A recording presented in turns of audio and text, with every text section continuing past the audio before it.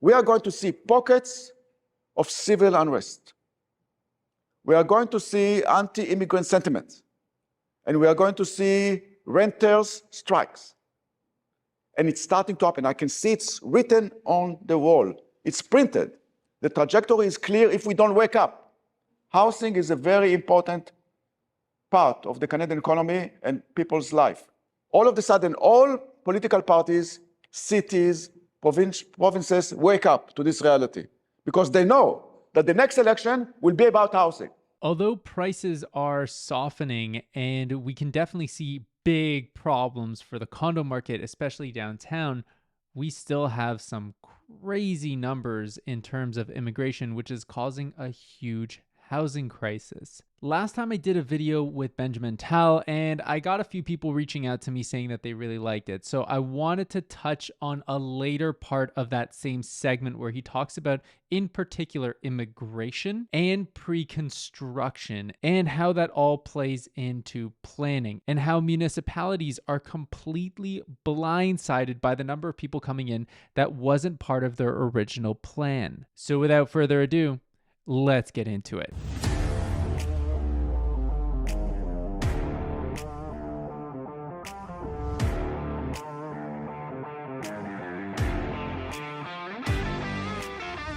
Hi, my name is Adam Nadler. Thanks so much for tuning in yet again. If you haven't already, please feel free to subscribe using the button below this video, and don't forget to hit that like button so this video can be pushed out to more people like yourself. And if you have any questions about real estate and you'd like to chat, please use the first link in the description below. That'll connect you to a calendar where you can chat with me at a time that is most convenient for you.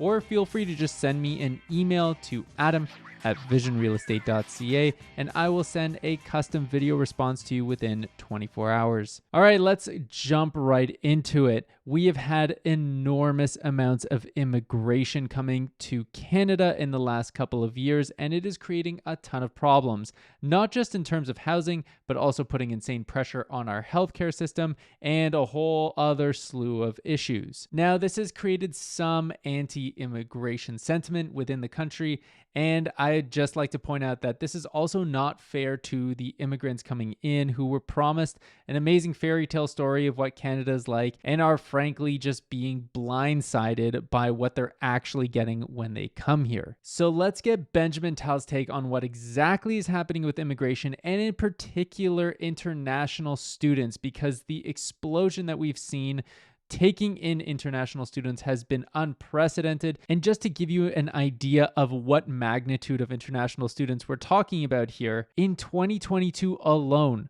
Canada took in over 800,000 international students, and we frankly just don't have anywhere to house them. But enough about what I think. Let's hear what Benjamin Tal thinks. There are two types of immigrants. One is permanent residents, namely immigrants, and the quota is 550,000.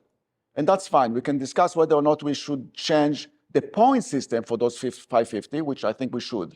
For example, one of the reasons why we have shortage of housing is labor. We don't have trades. Good luck trying to find a plumber, yeah? We don't have trades. We don't have construction workers. 300,000 people are going to retire over the next decade. What's coming? Nothing. If you look at the number of new immigrants in construction, 2%. 2% of new immigrants are in construction. I say change the point system to make it 10%. So the immigrants, instead of being the problem, make them the solution.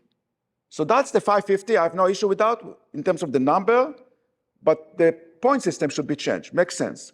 The rest is non-permanent residents, foreign workers, and more so, international students. And we are undercounting the number. The official number is that we have 1.5 international students in this country. The real number is close to 2.5. We are undercounting 1 million. They are there, they are consuming real estate, but we are not counting them for many reasons. We won't get too much into it now because we don't have the time. And I say, those foreign students,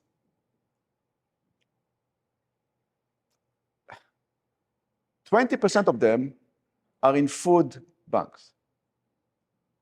They cannot find units, they cannot find housing.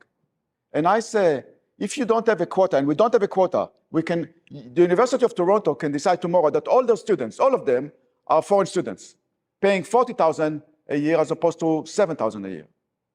So that, for universities, that has been a gold mine. But if you cannot house them, don't accept them. And I'm not talking about big universities. I'm not even talking about students.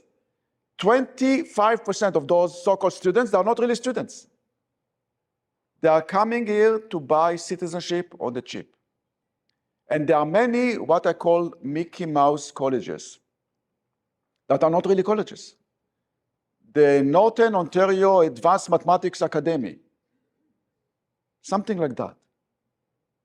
Doesn't exist. It's a strip mall with one room, and that's the college. $40,000. This is disservice for the country and for the new immigrants. So I was very vocal about, if you cannot house them, don't bring them, because they're putting a lot of pressure on the rental market, too much pressure. And also, make sure that they are legitimate. You are taking money from very poor people because they're trying to get into Canada. You're taking advantage of the situation if you are this college. So make sure that it's not there anymore in terms of the number of colleges, and put a quota on the number of new immigrants, foreign students, and that's exactly what the government is doing now. We need to do more. So we have to distinguish between new immigrants, permanent residents, and foreign students. That is a totally different story. And if you put a quota on that, you remove the demand for the rental market, because I can tell you one thing. Just a few months ago, I had an opportunity to meet with the cabinet, the government of Canada. We discussed many things, including housing affordability. And I said, listen, if we don't wake up, if we don't do something about the mismatch between demand and supply, we are going to see pockets of civil unrest. We are going to see anti-immigrant sentiment. And we are going to see renters' strikes. And it's starting to happen. I can see it's written on the wall. It's printed. The trajectory is clear if we don't wake up. Because housing is a very important part of the Canadian economy and people's life. And for some reason, all of a sudden, all political parties, cities, provinces wake up to this reality. Because they know that the next election will be about housing. And we need to, one, reduce demand very quickly coming from foreign students, because we simply cannot cope. And we have to increase supply in a big way, because we are in a crisis. We definitely don't have enough housing for everybody in Canada. And this is where we get into the whole topic of pre-construction sales and purpose-built sales. And I wanted to touch on what he says here because I found it to be extremely interesting. I believe, as I told you in the past, that we have to create a situation in which if you are 35 years old, you are married, you have 2 kids, and you are renting, nothing is wrong with you. We have to create this kind of mentality in the country. And I can tell you that if you look at other places in the world, that's exactly the way it is. So it's doable. For this, you need purpose-built rental. You need companies, because the next wave of renters will be families with kids. They don't want to deal with a landlord in a condo. They want to deal with a company, and they need stability for maybe the rest of their lives. That's the way we have to look at the situation. And for this, you need to provide incentives to developers to go with purpose-built apartment buildings as opposed to a condo. So I was very vocal about the HST. They removed the HST. I want to do other things to allow developers to choose purpose-built and make it economical for them. And we are going this direction. I think that we have to focus on the missing middle. We have so many buildings in this city, in this country, that the infrastructure exists, but it's one floor, like the post office or something. You can have the post office and then 20 floors above it. So we are wasting a lot of space that is available. The land is there, the infrastructure is there, just build. Converting offices to units for residential. Sounds good, doesn't work. They are doing it a little bit in Calgary, but it's really, the economics of it is not really working. So that's not a solution. But there are many other things that we can do, including getting more people into construction in terms of labor trades. You look at Nova Scotia, if you are under 30, you can get tax break, significant tax break if you go to construction. Something like that. Use the tax system to encourage people to go to construction, break the negative stigma, and definitely get new immigrants in this trade as well. So there are a lot of things that can be done. Anything to do with supply, it takes time. That's why we have to deal with the demand first in terms of the non-permanent residents. And also we need forecast. One of the housing crisis is a planning crisis. And this is important to understand. It takes municipalities about a decade to get the land, to prepare it, to auction it, to develop it. It takes a decade. So you need to know what's your quota. So in 2013, 10 years ago, the government went to municipalities and said, population growth will be X. And that's your quota, start preparing. In 2023, population was X plus 1.5 million. They undercounted by 1.5. And 90% of this 1.5 were non-permanent residents.